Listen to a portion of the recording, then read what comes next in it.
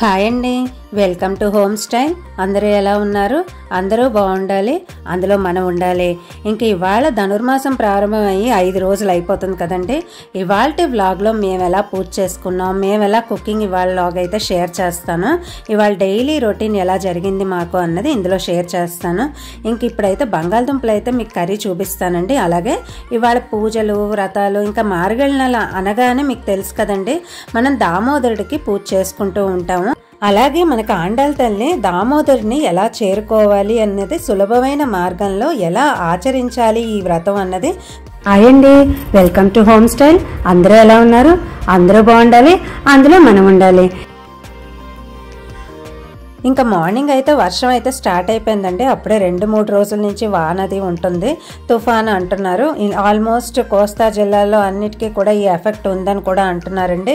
నేనైతే ఎప్పుడు ఈ టైంలో ఈ క్లైమేట్ నేను చూడలేదండి. ఎందుకంటే ఇప్పుడు వర్షాకాలం కాదు కదా, మామూలు చలికాలమే. అలాగే వర్షం కూడా తోడవడంతో ఇంకా చలి ఎక్కువ ఉంది. ఇంకా లోపలికైతే వచ్చేసి ఇంకా సర్దుకుంటున్నానండి. చూసారు కదండి, పెరుమాళ్ళని అయితే ఇలా సర్దుకున్నాను.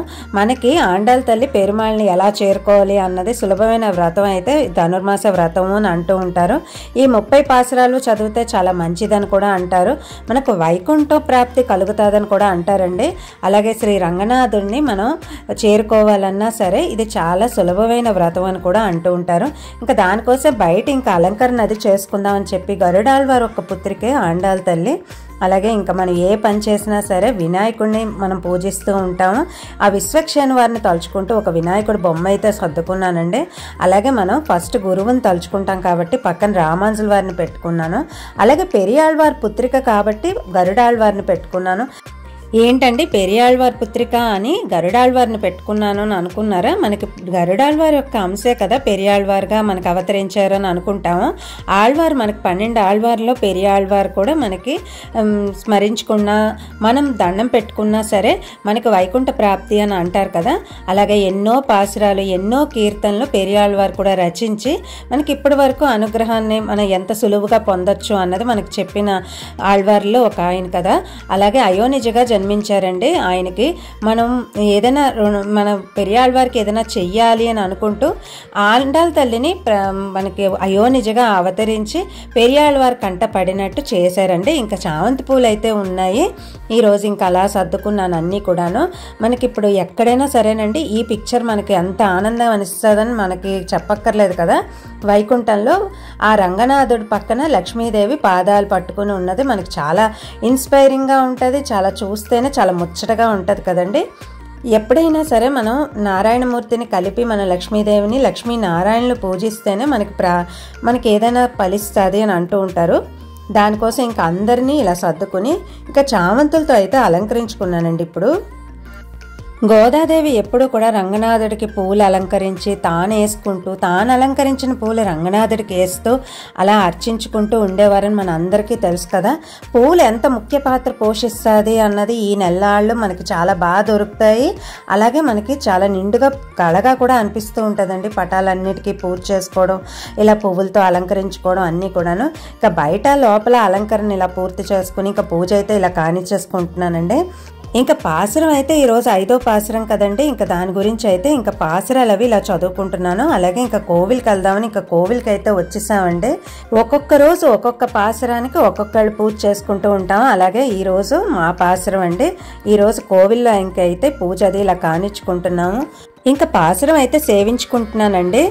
மாயனை மண்ணு வடமதுரை மைந்தனை தூய பெருநீர் யமுனை துறைவனை ஆயர் குலத்தினில் தோன்றும் மணி விளக்கை தாயை குடல் விளக்கு செய்த தாமோதரனை தூயோமாம் வந்து நாம் தூமலர் தூவித்தொழுது வாயினால் பாடி மனத்தினால் சிந்திக்க போயு பிழையும் புகுதரவா நின்றனவும் తీయినిల్ తూసాగం చెప్పేల్ ఓరెంబావాయ్. ఇది పూర్తిగా ఈ వ్రతానికి అధినాయకుడు మనకు శ్రీకృష్ణుడు కాబట్టి మనం ఇందులో ఏదైనా తప్పులు చేసినా, ఏదైనా మనం తప్పు పలికినా సరే దాని బాధ్యత శ్రీకృష్ణుడే వహిస్తారు అనడానికి మనకి ఇదండి. ఎందుకంటే ఎప్పుడైనా సరే మనం వ్రతం ఆచరించినప్పుడైనా సరే, పాసురాలన్నీ ముగించుకున్నాక సరే సర్వం శ్రీకృష్ణార్పణమస్తు అంటే మనం అందులో ఏదైనా తప్పులు చదివినా, తప్పు ఏదైనా పలికినా ఏదైనా సరే దోషం ఉండదు అంటారు. అలాగే మన వ్రతానికి మొత్తం బాధ్యత అంతా శ్రీకృష్ణుడిది. అలాగే మనకి వచ్చిన ఫలితానికి కూడా శ్రీకృష్ణుడి మీదే మనం వదిలేస్తే అది మనకి చాలా మంచిది అంటూ ఉంటారు. ఇక పాసురాలన్నీ అయిపోయాక ఇంకా వంట అయితే చేసేసుకున్నామని ఇంక ఇంటికి అయితే వచ్చేసామండి. ఇంక ఇంటికి వచ్చేసి బంగాళదుంపలు అయితే ఉడకపెట్టేసుకున్నాను. ఇవాళ బంగాళదుంపల కర్రీ మీకు చూపిస్తాను అన్నాను కదా. మాకు మార్నింగ్ రొటీన్ ఎలా జరిగింది, బంగాళదుంపల కర్రీ ఎలా ప్రిపేర్ చేసుకున్నాం అన్నది ఈ వ్లాగ్లో షేర్ చేస్తాను. ఇంకా ఉడకబెట్టిన బంగాళదుంపలు మొత్తం తొక్కలు తీసేసుకోవాలండి. అలాగే కొంచెం నూనె అయితే వేసుకున్నాను. కొంచెం 4 మినపప్పు అయితే తాలింపు వేసుకుంటున్నాను. ఈ తాలింపులో మినపప్పు బాగా కొంచెం ఫ్రై అయ్యాక మనం కరివేపాకు అది వేసుకుని, బంగాళదుంపలు చాలా సింపుల్గా చాలా టేస్టీగా అప్పటికప్పుడు మనం చేసేసుకోవడానికి వీలుగా ఉన్న కర్రీ ఈరోజు మీకు షేర్ చేస్తాను. ఇప్పుడు కరివేపాకు కొంచెం చిటపట్లు ఆడనిచ్చేసాక మనం పెట్టుకున్నాం కదండి, తొక్కలు ఒలిచి పెట్టుకున్న బంగాళదుంపల్ని యాడ్ చేసేసుకోవాలి. ఈ బంగాళదుంపలు బాగా మనం అన్నీ కూడా 4 ముక్కలు అలా 3 ముక్కలు అలా ఎక్కువే ఉన్నా పర్వాలేదండి, పెద్దది ఉన్నా పర్వాలేదు. ఎందుకంటే మనం ఫ్రై చేస్తున్నప్పుడు మనకు కొంచెం అది చిన్నది అయిపోతూ ఉంటుంది కదా. ఇంకా మూకుడు అయితే చాలా బాగుందండి. ఇండస్ వ్యాలీ నుంచి నేను ఆర్డర్ ఇచ్చి తెప్పించుకున్నాను అన్నాను కదా. మనకి మాడట్లేదు, తర్వాత అడుగంటట్లేదు. మన వంట ఎంతసేపు చేసినా సరే మనకి ఏ ఫ్లేమ్ పెట్టినా సరే అడుగంటకుండా మనకి తొందరగా అయిపోతుంది వంట, టేస్ట్గా కూడా ఉంటుంది. ఏ కర్రీ చేసినా కూడా టేస్ట్ బాగుంటుందండి. ఇంక ఈరోజు పూజ, కోవిల అన్నీ కూడా కదండి. వచ్చాక కోవిల నుంచి వచ్చాక అయితే వంట మొదలు పెట్టుకున్నాను. మనం వంట చేసి వెళ్ళాలి అని అంటే మాత్రం పొద్దున్నే టైం సరిపోదు కదా. నార్మల్గా పొద్దున్నే పాసురాలు చదువుకుంటే మంచిది అంటుంటారు. తెల్లవారుజామున చేసే పూజ మనకి ఎక్కువ ఫలితాన్ని ఇస్తూ ఉంటుందని అంటూ ఉంటారు.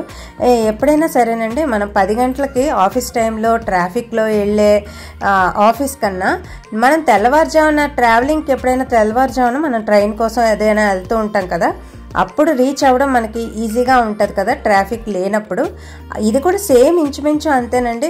ట్రాఫిక్స్ అంటే మనకి పొద్దున్నే ఎవరు 11 టైంలో లేచి మనం పూజ చేసుకోవడం వలన మనం చేసే పూజకి రెట్టింపు ఫలితం ఉంటుంది అంటుంటారు. ఇప్పుడు ఇంకా బంగాళదుంపలు వేసుకున్నాక కొంచెం ఉప్పు, పసుపు అయితే మొత్తం ఇలా వేసేసుకుని దీన్ని బాగా ఫ్రై అవ్వనివ్వాలండి. మన ఆఫీస్కి ఎంత తొందరగా రీచ్ అయిపోతామో ట్రాఫిక్ లేనప్పుడు, ట్రాఫిక్ ఉన్నప్పుడు ఎంత లేట్గా రీచ్ అవుతామో మనకు ఆల్మోస్ట్ ఐడియా ఉంటుంది కదండి. భగవంతుని ధ్యానించినా కూడా తెల్లవారుజామున చేసే పూజకి చాలా ఎక్కువ ఫలితం ఉంది అంటారు. రోజు లెగలేకపోయినా సరే ఈ ధనుర్మాసంలో ఈ 30 రోజులు లేచి మనం పాసురాలు చదువుకోవడం వలన దామోదరుని మనం సులువుగా పొందొచ్చు అన్నది ఆండాళ్ళ తల్లి మనకు వివరించి చెప్పారు కదండి. దానికోసమే ధనుర్మాస వ్రతం ఆచరిస్తే మంచిది అంటుంటారు. అలాగే ఈ నెలలో మనకి మార్గశీర్ష మాసం పడ్డంతో మనకి పుష్యమాసం వరకు కూడాను, పుష్యమాసం వచ్చే వరకు కూడాను ఈ నెల్లాళ్ళు అంటే ఈ నెలంతా కూడా మనకి చాలా మంచిది అంటుంటారు. మామూలుగా పుష్యమాసం వచ్చినా సరేనండి, ఈ మార్గశిర మాసం మనకి ధనుర్మాసంలో కొన్నాళ్ళు పడుతూ ఉంటుంది కదా, ఆ మాసము మంచిది, శ్రీ విష్ణుమూర్తికి ఇష్టమైన నెల అని కూడా అంటూ ఉంటారు. అందుకే ఈ వ్రతం స్టార్ట్ అయింది ఈ నెలలోనే అంటూ ఉంటారు. మనం పూర్వమే మనం అనుకున్నట్టు శివకేశవులకి ఇద్దరికి మనం కార్తీక మాసం ఇష్టమని అనుకున్నాం కదండి పోయిన నెలలో. ఈసారి అయితే మనకి శ్రీకృష్ణుడికి ఇష్టమైన నెల అని భగవద్గీతలో చెప్పారు అని అంటూ ఉంటారు ఈ నెలని. అందుకోసమేనేమోనండి ఆండాళ్ళ తల్లి ఈ నెల ఎంచుకుని వ్రతం ఆచరించారు. ఇంకా దీనికోసం మసాలా అయితే ప్రిపేర్ చేయాలి కదండి. దానికోసం ఇంకా పచ్చిమిరపకాయలు ఇలాగా వెల్లుల్లిపాయలు 4 తీసుకున్నాను. ఇది మనం బాగా గ్రైండ్ చేసుకోవాలి. ఈ బంగాళదుంపలు ఫ్రై అయ్యే లోపల ఇది మనం గ్రైండ్ చేసేసుకుందాం అనే ఉద్దేశంతో ఇంకా గ్రైండ్ అయితే వేసేసుకుంటాను. అందులో నీళ్ళు ఏమీ వేయక్కర్లేదండి. మనం పచ్చిమిరపకాయల్లో ఉన్న తడి అలాగే ఎల్లుల్లిపాయ కచ్చాపచ్చాగా మనకి వచ్చినా చాలు. ఇందులో వేసుకుంటే ఫ్లేవర్ బాగుంటుంది. చూసారు కదా, ఇలా అయితే మనకి నలిగిపోతే చాలు. ఇందులో ఆనియన్ పేస్ట్ వేసుకుంటానండి. దానికోసం అది కూడా సిద్ధం చేసుకుంటున్నాను. ఇంకా చూసారు కదండి, బంగాళదుంపలు అయితే నాకు ఈ స్టేజ్లో ఫ్రై అవుతుంది కదా, బాగా దీన్ని ఫ్రై చేసుకోవడంలోనే మనకి టేస్ట్ బాగుంటుందండి. అటు ఇటు ఇది మనకు కొంచెం దలసరి మూకుడు కాబట్టి కొంచెం పెద్ద మంట పెట్టినా కూడా వంట ఫాస్ట్గా అయిపోతుంది, అడుగు అంటకుండా ఉంటుంది. ఐరన్ మనకు తెలుసు కదండి, క్యాస్ట్ ఐరన్, అందులోనూ మనకి ఐరన్ డెఫిషియన్సీ ఉన్నా సరే ఇందులో కర్రీ వండితే మనకి ఐరన్ డెఫిషియన్సీ కూడా ఉండదు అంటారు. అలాగే మనం యూస్ చేసే వెసల్స్లో కూడా మనకి టాక్సిన్స్ అవి లేని వెసల్స్ యూస్ చేయాలి అంటారు కదండి. అలాగే ఇప్పుడు నాన్ స్టిక్లో టాక్సిన్స్ ఎక్కువ ఉంటుందని అంటారు. అలాగే ఈ ఐరన్ దాంట్లో అయితే మనకి ఐరన్నే మనకి డెఫిషియన్సీ ఉన్నా సరే తగ్గిస్తుందని అంటారండి. దానికోసం ఇలాంటి కర్రీస్కైనా సరే ఏదైనా చేసుకోవాలి అని అనిపించినప్పుడు ఇలాంటి ఐరన్ ప్రిఫర్ చేయడం మంచిది. అందులోనే దలసరి మూకుడు కదండి, మనకి ఎన్నాళ్ళైనా మన్నేస్తూ ఉంటుంది. నేను తెప్పించుకున్నాను, ఇండస్ వ్యాలీ నేను కుక్వేర్ నుంచి తెప్పించుకున్నానండి. ఇంచుమించు సంవత్సరం నుంచి వాడుతున్నాను కదండి, నాకు చాలా బెనిఫిట్ అనిపించింది. ఇంకా అయితే ఆనియన్ పేస్ట్ ఉంది కదండి, అది వేసేసుకుంటున్నాను. మనం చేసి పెట్టుకున్న మసాలా ఎప్పుడు యాడ్ చేయాలి అన్నది మీరు ఎండ్ వరకు స్కిప్ చేయకుండా చూస్తే మీకు ప్రాసెస్ అర్థమైపోద్ది. అలాగే నూనె కూడా మనకి ఇప్పుడు ఎక్కువలాగా ఉంది కదండి, మనకు ఆనియన్ పేస్ట్ ఏగి మనం వేసుకున్న మసాలా అది కూడా మనకి సెట్ అయిపోతే సరే మనకు ఆ నూనె సరిపోతూ ఉంటుంది. ఎందుకంటే ఎంతైనా సరే దుంపలు అంటుకోకుండా కొంచెం నూనె ఇందులో పడుతూ ఉంటుందండి. ఏదేమైనా అండి, ఈ నెలలు ఒక రకం అండి, మిగతా నెలలన్నీ ఒక రకం. ఈ నెల చాలా తొందరగా గడిచిపోతూ ఉంటుంది. అలాగే భక్తి పరవశంతో మనకి కృష్ణుడిని పూజించడానికి కూడా అనువైన నెల అని కూడా అనుకుంటాము. ఇంకా నేనైతే చేసుకుని మసాలా చేసి పెట్టుకున్న పచ్చిమిరపకాయలు, వెల్లుల్లిపాయలు మొత్తం ఇందులో కలిపేసుకుంటున్నానండి. ఇప్పుడు ఈ నెల సంథింగ్ స్పెషల్ అని చెప్తున్నాను కదా, మనకి పూజలైనా వ్రతాలైనా సరే, ఈ మార్గశిర మాసంలో అయినా సరే, వచ్చే లక్షవారాలైనా సరే, కనక మహాలక్ష్మి కోవిళ్ళకి వెళ్ళడం అయినా సరే, అలాగే కనక మహాలక్ష్మిని మన లక్ష్మీదేవి రూపంలో దండం పెట్టుకున్నా సరే మంచిది అంటూ ఉంటారు. ఇంకా నిన్నైతే లక్షవారం అయిపోయిందండి. అలాగే ఇవాళ శుక్రవారం. ఇంక ఇవాళ శుక్రవారం వ్లాగ్లో మా డైలీ రొటీన్ అయితే ఇందులో షేర్ చేసుకుంటున్నాను. నేనేం చేసుకున్నాను అన్నది, ఇవాళ మాకు ఎలా అయింది అన్నది చూపిస్తున్నానండి ఈరోజు. ఇది కనుక ఈ వ్లాగ్ కనుక నచ్చితే ఒక లైక్ ఇవ్వడం మర్చిపోకండి. ఇంతకు ముందు ఎవరైనా సబ్స్క్రైబ్ చేసుకోకపోతే తప్పకుండా సబ్స్క్రైబ్ చేసుకోండి. అలాగే మీ కమెంటు ద్వారా నాకు మీ అభిప్రాయాన్ని తప్పకుండా తెలియజేయండి. ఎందుకంటే నా వీడియోస్ ఎలా ఉన్నాయి, నాకు ఏదైనా సజెషన్స్ ఇవ్వాలన్నా సరే కమెంట్ సెక్షన్లో షేర్ చేసుకుంటే నాకు ఫర్దర్ వీడియోస్ నాకు రీచ్ అవ్వడానికి చాలా ఇంపార్టెంట్ అండి. అలాగే మీకు ఏదైనా సరే నచ్చింది అంటే ఒక లైక్ ఇవ్వడం మర్చిపోకండి. ఇదిగోండి, ఇప్పుడైతే కొత్తిమీర అయితే వేసేసుకుంటున్నాను.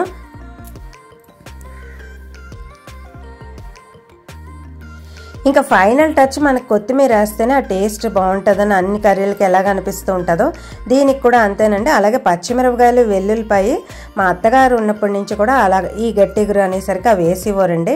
అప్పుడైతే కొంచెం కచ్చాపచ్చాగా దంచేసి లాస్ట్ ఫైనల్ టచ్ అది వేసుకునేవాళ్ళం.